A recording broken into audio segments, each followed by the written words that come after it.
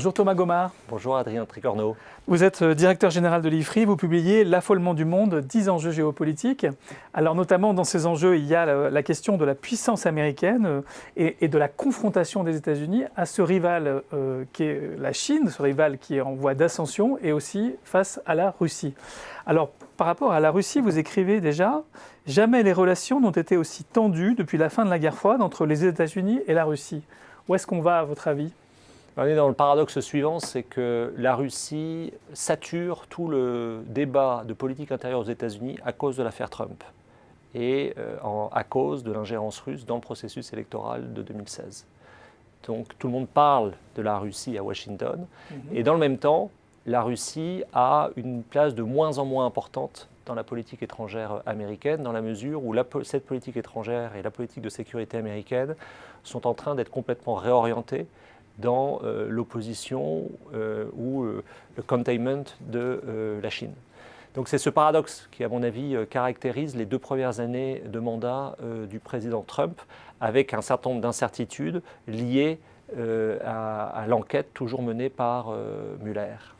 Alors vous le dites, le grand péril du point de vue de Donald Trump, c'est la montée de la Chine. Et vous écrivez dans ce livre cette phrase « Les États-Unis accélèrent la préparation aux différents types de confrontations avec la Chine ». Quels sont ces différents types de confrontations ? Si vous voulez, il y a quelque chose là aussi intéressant à noter sur le plan historique. Pendant la guerre froide, l'URSS et les États-Unis sont rivaux stratégiques et sont dans 2 systèmes économiques complètement séparés. Et les principaux alliés des États-Unis sont leurs principaux partenaires commerciaux. Aujourd'hui, la situation est complètement différente puisque le principal partenaire commercial des États-Unis est son principal rival stratégique, c'est-à-dire la Chine. Donc on est dans une situation tout à fait inédite de confrontation stratégique qui va s'accentuant et de coopération ou d'intensification économique qui également va s'intensifiant. Ça veut dire que les champs d'affrontement sont beaucoup plus nombreux et de la même manière, les champs de coopération sont aussi beaucoup plus nombreux, ce qui accentue la complexité de l'ensemble. Dans le cyber, aujourd'hui, on considère que les 2 pays sont quasiment en guerre ouverte, c'est-à-dire que ce soit en termes de sabotage, d'espionnage ou de pratiques en termes de réseaux sociaux, vous avez des manœuvres qui sont organisées de part et d'autre. Sur le plan naval, les 2 marines se testent avec un avantage encore très important pour la marine américaine, mais il y a des tests très fréquemment, notamment en mer de Chine.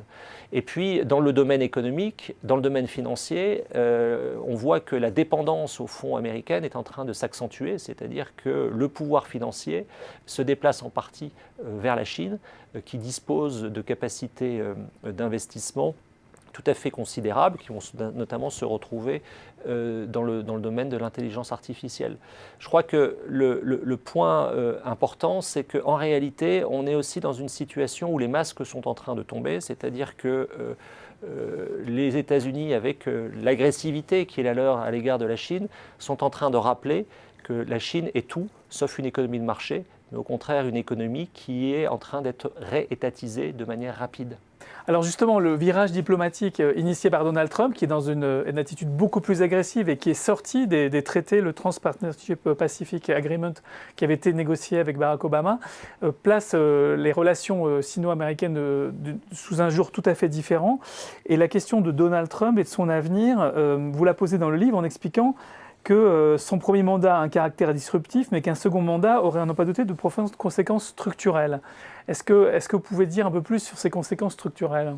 Vous avez raison de rappeler que la première grande décision de Donald Trump, dès son arrivée en janvier 2017 à la Maison-Blanche, c'est de sortir du TPP. Et ça, c'est un cadeau absolument extraordinaire fait à la Chine, puisqu'il y avait eu tout un travail, au fond, d'encerclement économique préparé par l'administration Obama.